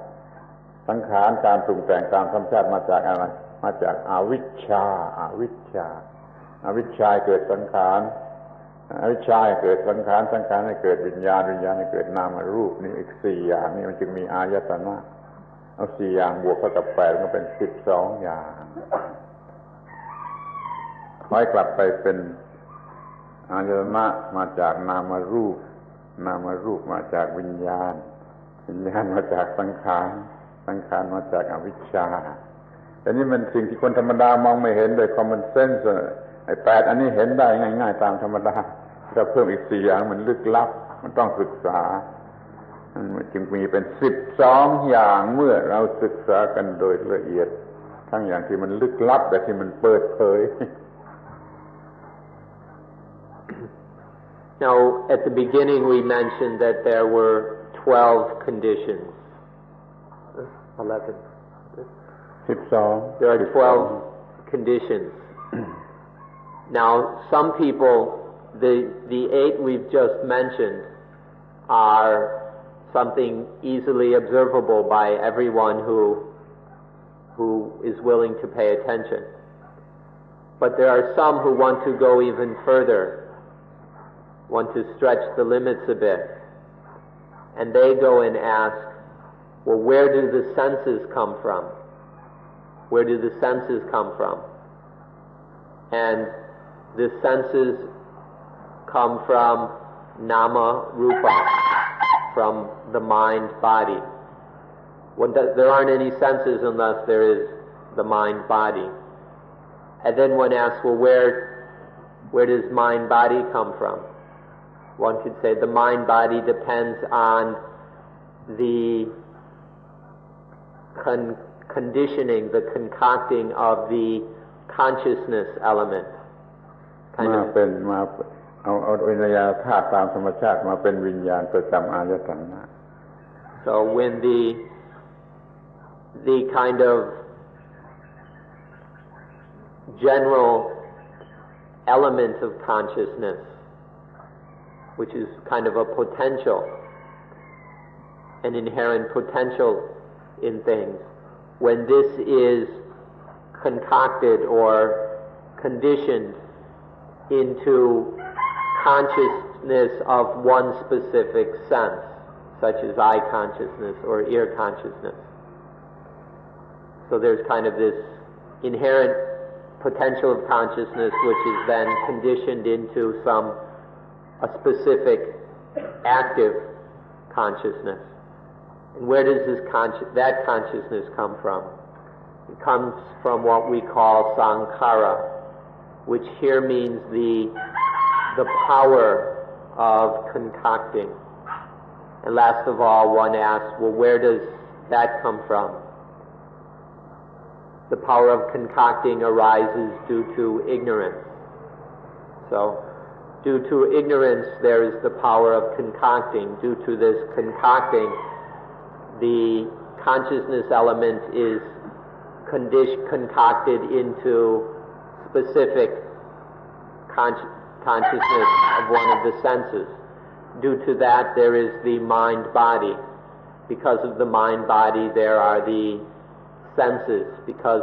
with the senses, there is contact, and so on.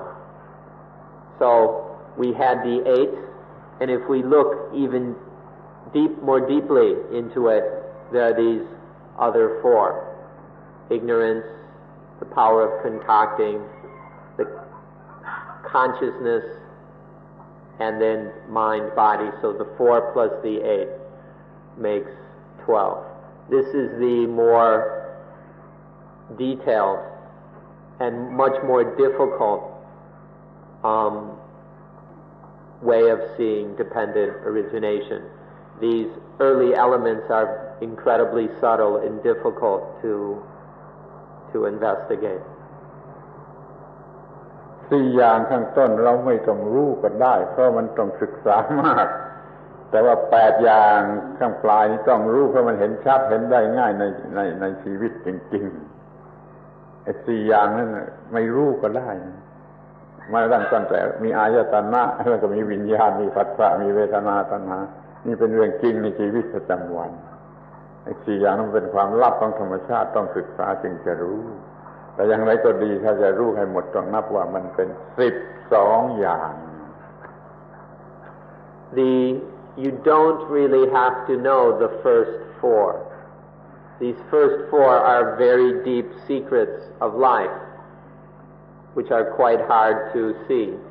It's not necessary that you know these things, but it's absolutely necessary to know the latter 8, beginning with the senses, consciousness, contact, and so on. The latter part we must know because it's happening right here right now. This is our experience. Our life is made up of these 8 things. So it's necessary for us to investigate and understand them. This is something that all of us can do. To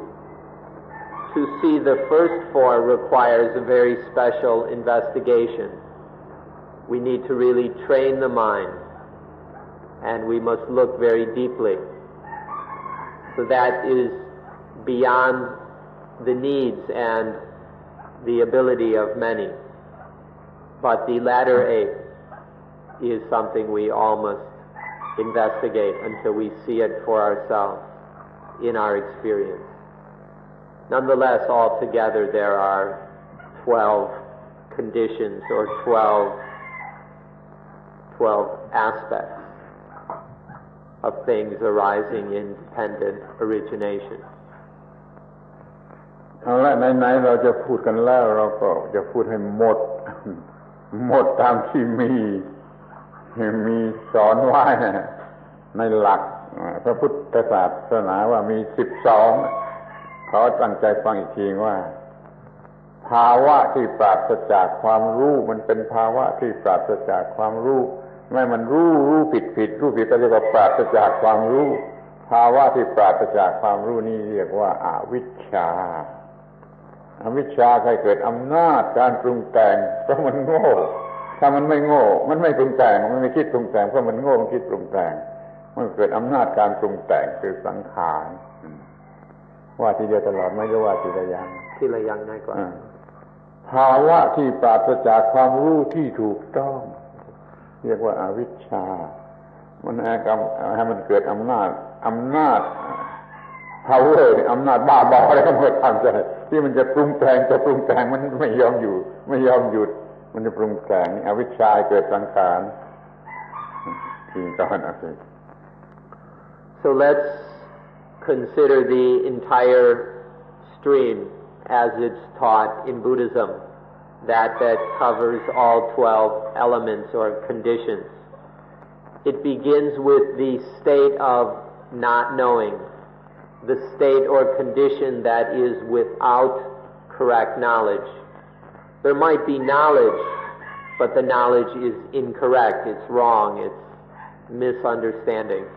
So this is called avijja or ignorance. It all begins with the state of not knowing things as they really are. Due to this, there is then the power of concocting. The mind that is wise doesn't concoct. But when there's ignorance, the mind gets into concocting. So this, you can call it a kind of crazy, insane power of concocting, then is touched off due to ignorance. มันก็ไปเอาของที่มีอยู่ตามธรรมชาติแท้ๆมาปรุงขึ้นมาใหม่มาเป็นของที่ว่าจะมาผิดธรรมชาติเนี่ยมันจึงเอาวิญญาณธาตุของตามธรรมชาติวิญญาณที่เป็นเอลิเมนต์มาเป็นวิญญาณที่จะทำหน้าที่ทางอายตนะนี่สังขารทำให้เกิดวิญญาณสังขารเป็นปัจจัยให้เกิดวิญญาณ Then this power of concocting takes the natural consciousness element, that basic inherent element of consciousness, which is totally natural. The power of concocting takes this and cooks it up into a kind of unnatural consciousness, which is then reaching out or jumping out at the senses, the consciousness of eyes, of ears. It's not just this natural consciousness, but it's now been cooked up, stirred up, so that it's reaching out for the senses. This is the third condition. พอได้วิญญาณใหม่วิญญาณปรุงแต่งแล้วชนิดนี้มามันจึงสามารถมีสิ่งที่เรียกว่านามรูปะใจกับกายไอ้วิญญาณมันเป็นเหมือนกับคนขับแล้วก็มันไม่มาทำให้มันมาสำหรับจะเป็นผู้ขับรถยนต์ซึ่งเป็นเหมือนกับรูปไอ้นามะเหมือนกับคนขับรถยนต์ไอ้รูปะเหมือนกับตัวรถยนต์มันต้องมีตัวคนขับมันจึงจะมีรถยนต์สมบูรณ์ได้นี่เพราะมีวิญญาณจึงมีนามรูปเพราะมีวิญญาณจึงมีนามรูป Then because there is this consciousness, there is nama rupa, mind body. Mind body is like a car. Consciousness is like the driver. You've got a driver, well, it needs something to drive. So there's nama rupa. Nama is like the driver. Rupa is the actual material vehicle. This body is like the physical vehicle. And nama is the driver. A car is worthless without a driver, right? So to speak of a complete car, you need the driver too. So because of consciousness, then there arises nama rupa, the vehicle for action, for movement. เมื่อมันมีนามรูปะ mind body แล้วมันก็มีที่ตั้งของอายตนะคือตาหูจมูกลิ้นกายใจคือระบบประสาทที่กายแล้วก็สำหรับจะส่งไปถึงใจเนี่ยเรียกว่าอายตนะมันมีที่ตั้งแล้วถ้าไม่มีนามรูปมันไม่มีที่ตั้งแห่งอายตนะมันมีนามรูปมันจึงมีที่ตั้งแห่งอายตนะตอนนี้มันจะมีการไปอีกการขับเคลื่อนนามรูป เป็นปัจจัยจึงมีอายตนะ 6 Then the mind body is the basis for the senses. Once there is this vehicle for movement, then it has these various tools, which are the senses. So as this process of concocting flows, then the senses are conditioned, concocted. So due to the mind body there are the senses. เพราะมันมีอายตนะในฐานะที่เป็น sense organ หรือ sense object ก็ตามมันมีอายตนะมันก็มีวิญญาณในชีวิตประจำวันมี consciousness ในชีวิตประจำวันเนี่ยอายตนะเนี่ยมัน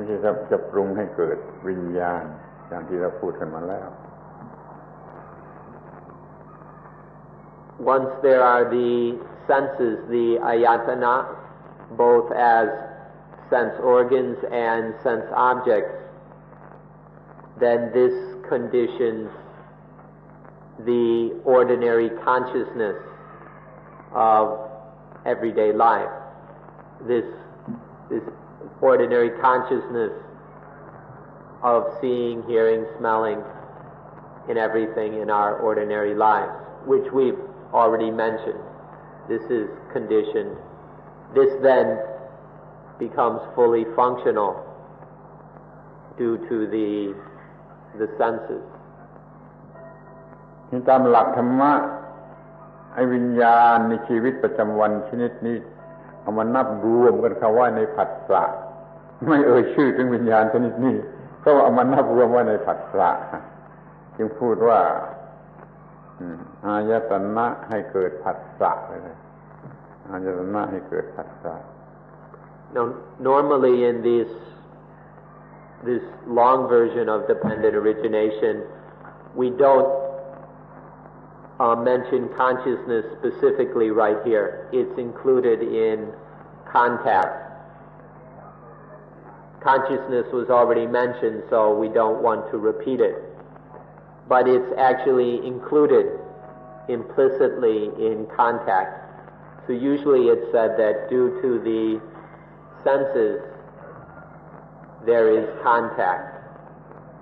sense contact or sense experience. ทีนี้ก็เห็นง่ายนะผัสสะก็เกิดเวทนาเวทนาเกิดตัณหาตัณหาเกิดอุปาทานเกิดภพเกิดชาติถ้ามันโง่ที่ผัสสะมันโง่ที่ผัสสะแล้วมันโง่ตลอดสายถ้ามันฉลาดที่ผัสสะแล้วต่อไปนี้มันก็จะฉลาดตลอดสายถ้าโง่ก็มีทุกข์ไม่โง่คือฉลาดก็ไม่มีทุกข์นี่คือกระแสปฏิจจสมุปบาทในชีวิตประจำวันมีอยู่อย่างยิ่งมีอยู่จริงๆแต่คนมันไม่มองเห็นมันไม่สนใจจะดูขอให้สนใจเป็นพิเศษจะแก้ปัญหาชีวิตได้โดยประการทั้งปวง Now once there is contact, then further there arises feeling, desire, attachment, existence, and birth. And that birth is dukkha.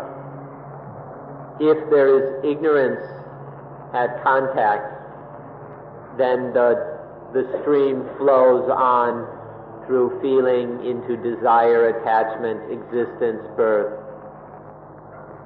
which is dukkha. However, if contact is wise, if there's no ignorance conditioning contact, then there's just contact and none of the problems of desire, attachment, existence, and birth occur. This is going on. The ignorant form, at least, is going on over and over again in our ordinary lives. In one day, this cycle spins around who knows how many times. But nobody cares. Nobody pays any attention.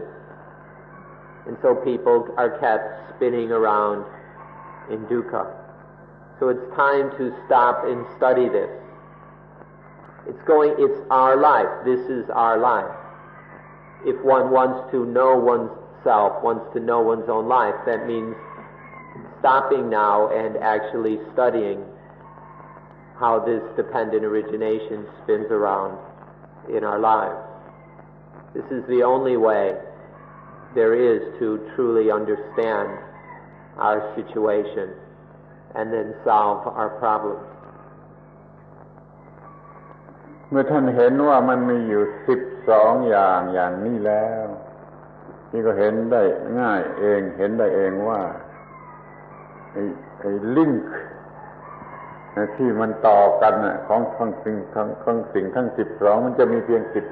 11สิ่งที่1ต่อกับสิ่งที่2สิ่งที่2ต่อกับสิ่งที่3สิ่งที่3ต่อกับสิ่งที่4ไอ้ลิงก์นี่มันจะมีเพียง11ตัวธรรมะแท้ๆมันมี12แล้วมันก็ปรุงกันมีลิงอันนี้ก็จะนับได้11ลิงแล้วก็12ริง You can see quite easily that once we see these 12 things or dhammas, these dhammas which are dependently originating, once we see these 12 dhammas, we'll see that between them there are 11 links. Between the first and second is one link. Between the second and third is another link. Between third and fourth is a further link, and so on. So there are 12 things linked by 11 linkages. บางคนอาจจะรู้สึกว่าคำอธิบายขนาดนี้เฟ้อหรือมากเกินไปไม่จำเป็นมันเฟ้อแต่มาเขายืนยันว่าไม่เฟ้อจำเป็นจะต้องเห็นชัดอย่างนี้เราจึงจะสามารถควบคุมกระแสแห่งปฏิจจสมุปบาทได้นั่นคือควบคุมภาวะได้ทุกชนิดจะควบคุมภาวะทุกชนิดได้ต้องควบคุมกระแสปฏิจจสมุปบาททั้งกระแสได้เราจึงรู้หมดทั้งกระแสทั้งเซอร์เคิลเป็น12ส่วนนั่นมี11ลิก Some of you might think that this explanation is excessive, too difficult, or too much.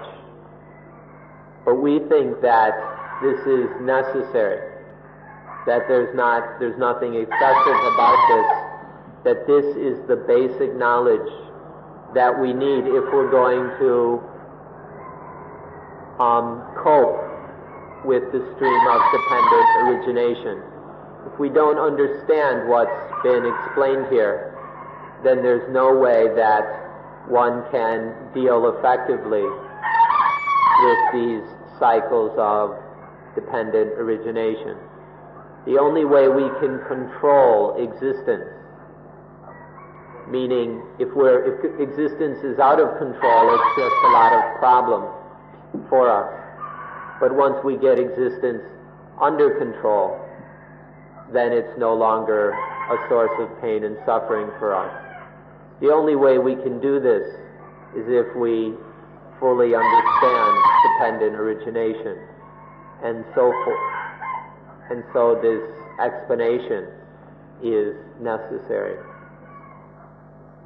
เป็นนั้นว่าท่านทั้งหลายได้มองเห็นแล้วชัดเจนแล้วว่าภาวะทั้ง3ภาวะมันอยู่ที่ตอนไหนแห่งกระแสปฏิจจสมุปบาทในชีวิตประจำวันทีนี้ก็เหลืออยู่แต่เราจะมีความรู้ควบคุมมันไว้ได้อย่างไรซึ่งเราจะพูดกันวันหลังเรื่องอานาปานสติ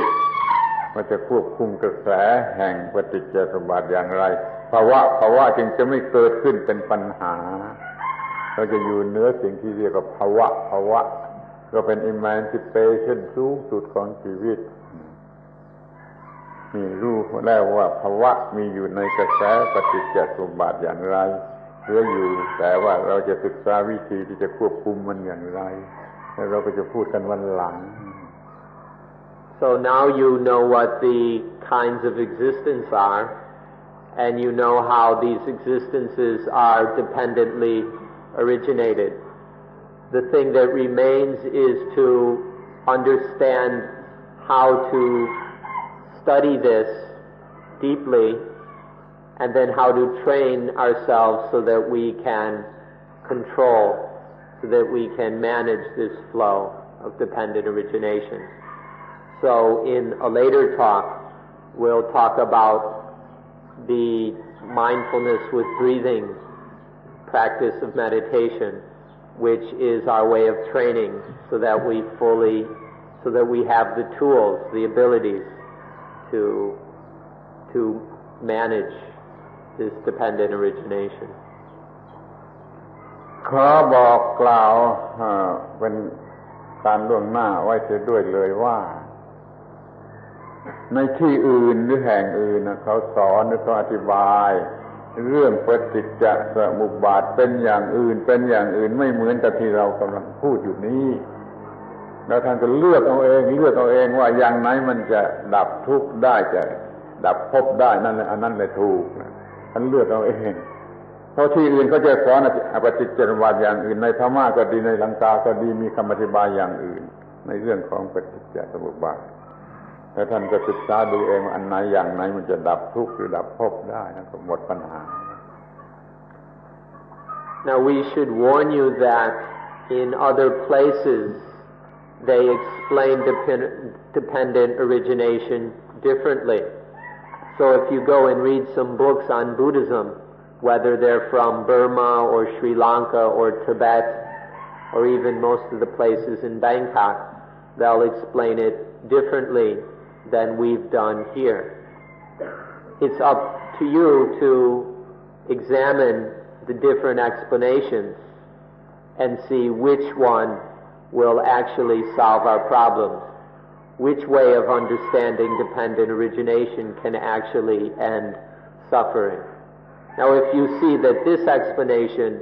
can actually do that, then it may not be necessary to go reading lots of books on this. But if you do come across other explanations, you'll need to find out for yourself which way can actually extinguish suffering. This isn't meant to be just some theory that we believe in or we argue about. It's meant solely to be a practical means to free us from dukkha. ขอขอบคุณท่านทั้งหลายอีกครั้งหนึ่งในการเป็นผู้ฟังที่ดี2 ชั่วโมงแล้วขอยุติการประชุม And once again we thank you very much for being very good listeners, for sitting for 2 hours and allowing us to do our duty. Thank you.